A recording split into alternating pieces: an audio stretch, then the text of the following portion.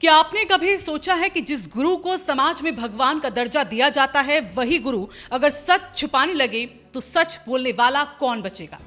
नमस्कार, मैं हूं ऋतुविष्ट और आप देख रहे हैं रायशुमारी। और आज हम बात करने जा रहे हैं उस कहानी की जो सिर्फ एक खबर नहीं बल्कि उत्तराखंड की शिक्षा व्यवस्था के माथे पर लगा एक सवालिया धब्बा है। जी हाँ, ये कहानी है 51 शिक्षकों की जो दिव्यांग कोटे में नौकरी पाने के लिए दिव्यांग बने बैठे थे। और हैरानी की बात यह है कि उनसे ज्यादा लाचार इस पूरी कहानी में स्वयं शिक्षा विभाग नजर आ रहा है।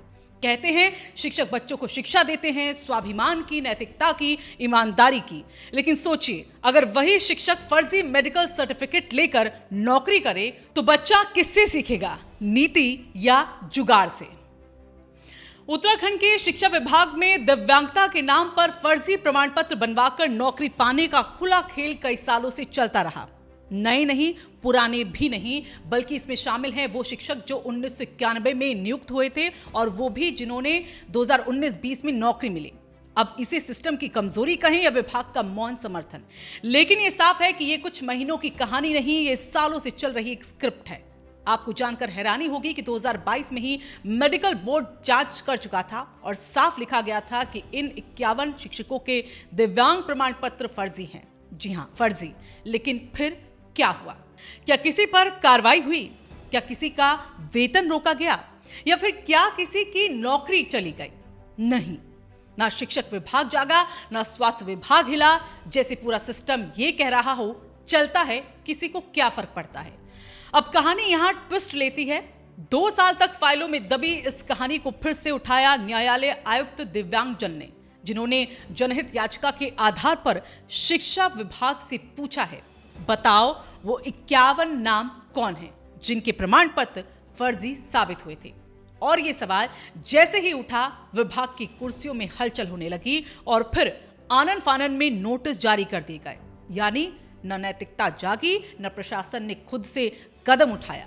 जागी तो सिर्फ कानूनी लाठी देखकर। जी हां, अब शासन एक नई कमेटी बनाती है जिसकी अध्यक्षता निदेशक माध्यमिक शिक्षा कर रहे हैं। लेकिन सवाल यह है, ये कमेटी पता क्या करेगी? कुछ ऐसा जो मेडिकल बोर्ड पहले ही बता चुका है? क्या ये कमेटी सिर्फ उन्हीं फाइलों को दोबारा पढ़ेगी जिन्हें 2 साल से किसी ने छुआ नहीं?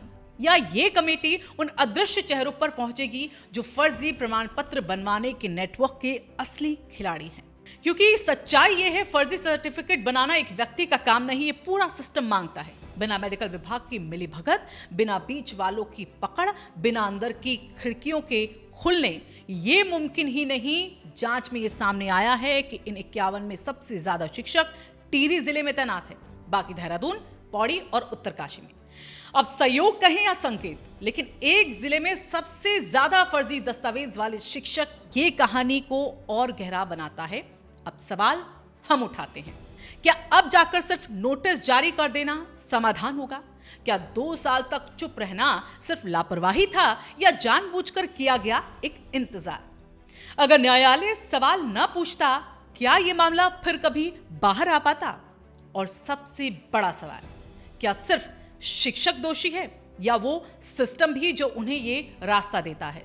क्योंकि अगर एक शिक्षक फर्जी दस्तावेज पर नौकरी कर सकता है तो यकीन मानिए वो अकेला नहीं है। इस पूरे मामले ने एक और बड़ा सवाल पैदा कर दिया है, क्या सिर्फ शिक्षक ही फर्जी प्रमाण पत्रों से नौकरी पर हैं या स्वास्थ्य, पुलिस, प्रशासन, अन्य सेवाओं में भी हैं? ऐसे ही लोग बैठे हुए होंगे। अगर हिम्मत है तो सरकार को राज्य भर में सभी विभागों की जांच करानी चाहिए, क्योंकि ये सिर्फ नौकरी नहीं, अफसरों की चोरी है उन वास्तविक दिव्यांगों से जो सच में हकदार थे। ये कहानी अभी खत्म नहीं हुई बल्कि अब शुरू हुई है, क्योंकि आने वाले दिनों में अब जवाब मांगे जाएंगे, जांच रिपोर्ट तैयार होगी और अगर सिस्टम सच में ईमानदार हुआ तो यहां पे कुछ कुर्सियां खाली हो जाएंगी और कुछ कुर्सियां कांपेंगी। और अगर सिस्टम फिर सो गया तो इस कहानी के अंत में बस एक लाइन लिख दी जाएगी, फाइल बंद, मामला शांत, सब सामान्य।